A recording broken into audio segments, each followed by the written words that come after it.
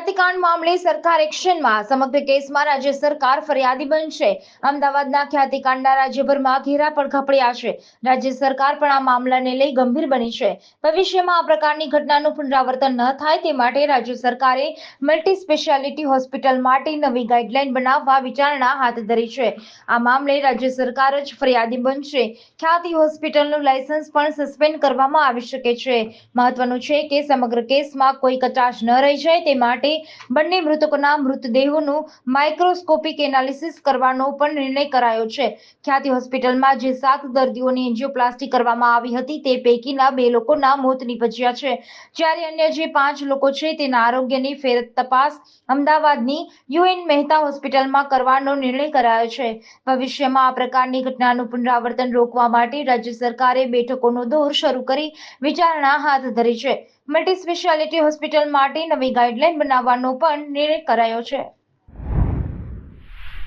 Girnar પરિક્રમામાં heart એટેકથી 9ના મોત, મૃતદેહ બહાર કાઢવાની કામગીરી કરાઈ. જૂનાગઢમાં ગરવા ગિરનારની લીલી પરિક્રમાનો ગઈકાલે રાત્રે વિધિવત રીતે પ્રારંભ થયો છે, પરંતુ પરિક્રમાર્થીઓના ઘસારાને લઈને એક દિવસ પહેલા જ પરિક્રમાનો ગેટ ખોલી દેવામાં આવ્યો હતો, જેને લઈ પરિક્રમા વહેલી શરૂ કરી દેવામાં આવી હતી. ત્યારે તારીખ 11 અને 12 એમ 2 દિવસમાં ભવનાથ અને પરિક્રમાના અલગ અલગ રૂટ પર 9 આધેડ વયના લોકોના હાર્ટ એટેકથી મોત થયું હોવાનું સામે આવ્યું છે. જૂનાગઢમાં ગરવા ગિરનારની લીલી પરિક્રમાનો વિધિવત પ્રારંભ ગઈકાલે રાત્રે 12 વાગ્યાથી થયો છે. જોકે પ્રતિવર્ષની જેમ આ વર્ષે પણ લાખોની સંખ્યામાં ભાવિકોએ વહેલા આવી પહોંચ્યા હતા. પરિણામે સોમવારની સવારે જ જિલ્લા વહીવટી તંત્ર અને વન વિભાગે વહેલી પરિક્રમા કરવા માટે ઈટવા ગેટની ખુલ્લો મૂક્યો હતો. બાદમાં જય ગિરનારીના નાદ સાથે ભાવિકોએ લીલા પરિક્રમાનો પ્રારંભ કર્યો હતો. જોકે આ પરિક્રમા દરમિયાન માત્ર 2 દિવસમાં જ 9 ભાવિકોના હાર્ટ એટેકથી મોત થયા છે. ડિજિટલ અરેસ્ટના ગુનાને અંજામ આપનારા ગુનેગારના રાજ્યમાં પ્રથમવાર સ્કેચ જાહેર કરાયા. વધુ લોકો ભોગ ન બને તે માટે પોલીસનો પ્રયાસ. ગુજરાત સહિત દેશભરમાં સતત ડિજિટલ અરેસ્ટની ઘટનાઓમાં વધારો નોંધાઈ રહ્યો છે. ટેકનિકલ સર્વેલન્સથી આરોપીઓની શોધખોળ કરવામાં આવી રહી છે. આ વચ્ચે ગુજરાતમાં પ્રથમવાર ડિજિટલ અરેસ્ટના માસ્ટરમાઇન્ડની ધરપકડ કરવા માટે સુરત પોલીસે સ્કેચનો સહારો લીધો છે. ડિજિટલ અરેસ્ટની ઘટનામાં આરોપીઓ સુધી પહોંચવા માટે પહેલીવાર સુરત પોલીસે એક્સપર્ટ પાસેથી સ્કેચ બનાવડાવ્યા છે. ડિજિટલ અરેસ્ટના ભોગ બનેલા ફરિયાદીઓના જણાવ્યા મુજબ 2 માસ્ટરમાઇન્ડના સ્કેચ તૈયાર કરવામાં આવ્યા છે. આ સ્કેચ હવે પોલીસ સોશિયલ મીડિયામાં મૂકશે, જેથી લોકો શિકાર બનતા બચી શકે અને આરોપીની જાણકારી પણ આપી શકે. ડિજિટલ અરેસ્ટની ઘટનાઓ હવે દિવસે ને દિવસે ગંભીર બનતી જાય છે. ક્યારેક કસ્ટમ અધિકારી, ક્યારેક પોલીસ વિભાગના વડા તેમજ હવે ઉચ્ચતમ ન્યાયાલયના જજના નામે પણ ડિજિટલ અરેસ્ટની ઘટનાઓ બની રહી છે, જેમાં આરોપીઓ લાખો કરોડો રૂપિયા ફરિયાદી પાસેથી બ્લેકમેલ કરી પડાવી રહ્યા છે. ટેલિફોન અને એકાઉન્ટના માધ્યમથી માત્ર એજન્ટ સુધી જ અત્યાર સુધી પોલીસ પહોંચી છે. હવે માસ્ટરમાઇન્ડ સુધી પહોંચવા અને આ ઘટનામાં સામેલ લોકોની ઓળખ સામાન્ય પ્રજા સુધી પહોંચે, આ માટે સુરત પોલીસે સ્કેચનો સહારો લીધો છે. પોતાના સપનાનું ઘર ક્યારેય તૂટવું ન જોઈએ. બુલડોઝર એક્શન પર સુપ્રીમ કોર્ટે કહ્યું, અધિકારી જજ ન બની શકે. સુપ્રીમ કોર્ટે બુલડોઝરની કાર્યવાહી પર પોતાનો ચુકાદો આપ્યો છે. કોર્ટે કહ્યું કે અધિકારી જજ ન બની શકે. તેઓએ નક્કી ન કરવું જોઈએ કે કોણ દોષિત છે. સત્તાના દુરુપયોગને મંજૂરી આપી શકાય નહીં. કોર્ટે 15 માર્ગદર્શિકા પણ આપી છે. જસ્ટિસ BR ગવઈ અને જસ્ટિસ વિશ્વનાથની બેન્ચે આ કેસ પર ચુકાદો આપ્યો હતો. 1 ઓક્ટોબરે સુનાવણી બાદ નિર્ણય સુરક્ષિત રાખવામાં આવ્યો હતો. મધ્યપ્રદેશ, રાજસ્થાન અને ઉત્તર પ્રદેશમાં સરકારે બુલડોઝર વડે આરોપીઓના મકાનો તોડી પાડ્યા હતા. તેની સામે સુપ્રીમ કોર્ટમાં પિટિશન દાખલ કરવામાં આવી હતી, જેમાં પ્રોપર્ટી ડિમોલિશન અંગે માર્ગદર્શિકા બનાવવાની માંગ કરવામાં આવી હતી. જસ્ટિસ BR ગવઈએ કહ્યું, સત્તાના દુરુપયોગને મંજૂરી આપી શકાય નહીં. જ્યારે કોઈ નાગરિક કાયદો તોડે છે ત્યારે અમે સરકારને કાયદો અને વ્યવસ્થા બનાવવા અને લોકોને કાયદો તોડતા રોકવા માટે કહીએ છીએ. આમ કરવામાં નિષ્ફળતા લોકોને વિશ્વાસને ખતમ કરી શકે છે. ગુજરાતમાં રાજકોટ અગ્નિકાંડની ઘટના બાદ પણ ફાયર સેફટીને લઈ હજુ પણ પોલમપોલ ચાલી રહ્યું હોવાનું સામે આવ્યું છે. વડોદરાના સમાસાવલી રોડ પર આવેલી પિઝા શોપમાં આજે સવારે આગ લાગ્યા બાદ પિઝા શોપની ફાયર સિસ્ટમ જ ચાલુ ન થતાં દોડધામ મચી હતી. ફાયર બ્રિગેડના જવાનોએ ઘટના સ્થળ પર પહોંચી આગ પર કાબુ મેળવ્યો હતો. ઘટનાના પગલે ઘટના સ્થળે પહોંચેલા incharge chief fire officer Nikunj આઝાદે કહ્યું હતું કે રેસ્ટોરન્ટને ફાયર સેફટીની પૂર્તતા કરવા માટે ભૂતકાળમાં નોટિસ આપવા આપવામાં આવેલી છે, પરંતુ તેની પૂર્તતા કરવામાં આવેલી નથી. તે અંગે કાર્યવાહી કરાશે. સાથે જ કહ્યું હતું કે અમે નોટિસની પૂર્તતા કરવા માટે જાણ કરતા હોઈએ છીએ. જે તે મિલકત ધારકની જવાબદારી છે કે નોટિસની પૂર્તતા કરે. આપણે નોટિસ સિવાય કંઈ ન કરી શકીએ. સ્થાનિકે કહ્યું હતું કે પિઝા શોપમાં લાગેલી આગ ઉપરના માળે આવેલી અવિન વિમેન્સ હોસ્પિટલ સુધી પ્રસરી હતી. એક મહિલાની ડિલિવરી કરવાની હતી ત્યારે જ આગ લાગતા તબીબો દ્વારા તે મહિલાને અન્ય જગ્યાએ શિફ્ટ કરી દીધી હતી. દારૂના ધંધાર્થીએ પોતાની સ્કોર્પિયો પોલીસની પીસીઆર વાન પર ચડાવી દીધી. સુરત પોલીસે 4 ટીમો બનાવી શોધખોળ હાથ ધરી. સુરત શહેરના ભેસ્તાન વિસ્તારમાં બેફામ બનેલા બુટલેગરે પોલીસ પીસીઆર વાન પર પોતાની સ્કોર્પિયો કાર ચડાવી દીધી હતી અને ત્યાંથી ફરાર થયો હતો. આરોપી બુટલેગર વિરુદ્ધ ગુનો નોંધી પોલીસે તેની શોધખોળ માટે 4 ટીમ બનાવી છે. સુરતમાં બુટલેગર પોલીસને ખુલ્લેઆમ પડકાર આપી રહ્યા છે. શહેરના ભેસ્તાન વિસ્તારમાં આવેલી હિન્દ હોટલની સામે બુટલેગર યુનુસ ખાન જાહેરમાં ઝઘડો કરી રહ્યો હતો, જેના કારણે મોટી સંખ્યામાં લોકો એકત્ર થઈ ગયા હતા. આ અંગે લોકોએ પોલીસને જાણ કરી હતી, જેથી પીસીઆર વાન તાત્કાલિક ત્યાં પહોંચી હતી.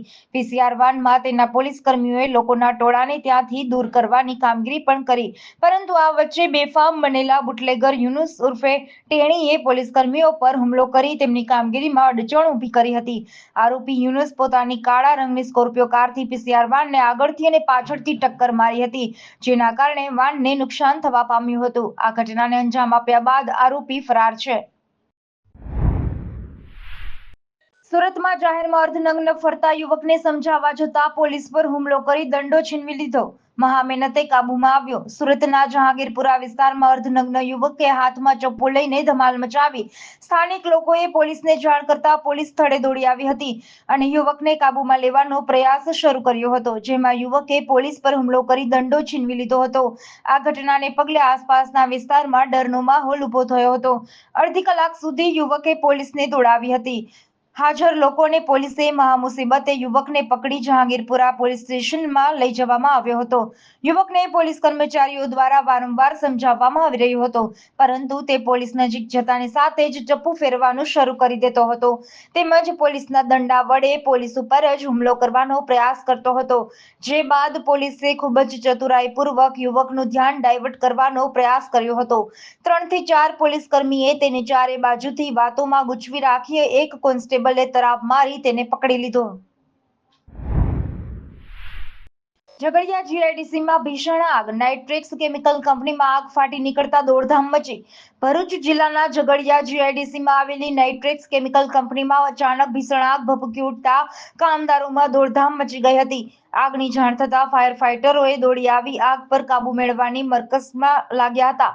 ઝઘડિયા જીઆઈડીસીમાં અનેક કંપનીઓના મોટા પ્લાન આવેલ છે, જેમાં અનેક વખત આગ લાગવાની ઘટનાઓ બનતી રહે છે. ત્યારે આજે સવારે પણ ઝઘડિયા જીઆઈડીસીમાં આવેલી નાઇટ્રેક્સ કેમિકલ કંપનીમાં કોઈ કારણોસર આગ લાગતા જ અંદર કામ કરી રહેલા કામદારોમાં દોડધામ મચી હતી. આગનો મેજર કોલ જાહેર થતાં જ ઝઘડિયા જીઆઈડીસીના માર્ગો ફાયર બ્રિગેડના સાયરનોથી ગુંજી ઉઠ્યા હતા. આસપાસના ફાયર બ્રિગેડના લશ્કરોએ દોડી આવી પાણીનો મારો ચલાવી આગ પર કાબૂ મેળવવાની મશક્કતમાં લાગ્યા હતા. આગ એટલી વિકરાળ હતી કે પ્લાન્ટમાંથી કાળા ડિબાંગ ધુમાડા દૂરથી નજરે પડી રહ્યા હતા. કારમાં ચોરખાનું બનાવી દારૂની ડિલિવરી કરવા જતા 2 બુટલેગરોની 334 નંગ ચપટા કાર મળી કુલ ₹3 લાખના મુદ્દામાલ સાથે ધરપકડ કરવામાં આવી. જૂનાગઢ દાતાર રોડ વિસ્તારના 2 બુટલેગર મધ્યપ્રદેશથી એક કારમાં દારૂ ભરી આવે છે તેવી બાતમી જૂનાગઢ ક્રાઇમ બ્રાન્ચને મળી હતી, જેને લઈ જૂનાગઢ ક્રાઇમ બ્રાન્ચના પીએસઆઈ જે પટેલ અને પોલીસ સ્ટાફ ગળુ 3 રસ્તા પર વોચમાં હતા. તે સમયે બાતમી મળેલ કાર ત્યાંથી પસાર થઈ હતી. ત્યાં પોલીસે તેને રોકવાનો પ્રયાસ કરતા કાર ચાલકે ભાગવાનો પ્રયત્ન કર્યો હતો. ત્યારે જૂનાગઢ ક્રાઇમ બ્રાન્ચે કારનો પીછો કરી કારમાંથી મોહમ્મદ હુસેન પીરજાદા અને મોહસિન હુસેન ખાન પઠાણ નામના 2 ઈસમોને ઝડપી પાડ્યા હતા અને ક્રાઇમ બ્રાન્ચ પોલીસ દ્વારા કારને ચેક કરવામાં આવી હતી. ત્યારે કારમાંથી દારૂ ન મળતા બંને બુટલેગરોની પોલીસે આગવી ઢબે પૂછપરછ કરી હતી. ત્યારે બંને બુટલેગરોએ કારમાં ચોરખાનું બનાવી મધ્યપ્રદેશથી દારૂ લાવ્યાનું કબૂલ્યું હતું. બુટલેગરોએ પોલીસથી બચવા કારની ડેકીમાં સ્પેરવેલ રાખવાની જગ્યામાં પતરાની પેટી બનાવી હતી, જેમાં મધ્યપ્રદેશથી બુટલેગરોએ આ ચોરખાનામાં 334 નંગ ઇંગ્લિશ દારૂના ચપટા ચોરવાડ ગામે રહેતા ચિરાગ બારૈયાને પહોંચાડવાના હતા તે કબૂલ્યું હતું. ભાવનગર સોમનાથ નેશનલ હાઈવે સિંહોની લટાર વિડીયો સોશિયલ મીડિયામાં વાયરલ થયો. અમરેલી જિલ્લામાં રાજુલા જાફરાબાદ પંથકમાં સિંહો ખુલ્લેઆમ ફરી રહ્યા છે, જેમાં હાઈવે ઉપર ફરતા સાવજો ઉપર જોખમી રીતે ફરી રહ્યા છે. વિડીયો રોજબરોજ સામે આવી રહ્યા છે. આજે વધુ એક નેશનલ હાઈવે ઉપરના જોખમી દ્રશ્યો સામે આવ્યા છે. રાજુલા જાફરાબાદ વિસ્તારમાંથી પસાર થતા ભાવનગર સોમનાથ નેશનલ હાઈવે પર રાજુલાના ચારનાળા વિસ્તારથી કાગવદર સુધી સિંહો રોજિંદા માર્ગ ક્રોસ કરી રહ્યા હતા, જેનો વિડીયો સામે આવ્યો છે. આજે વધુ એક વિડીયો સોશિયલ મીડિયામાં વાયરલ થયો છે, જેમાં બે સિંહો રોડ ઉપર આવી ડિવાઈડર ઉપર ફરી રહ્યા છે.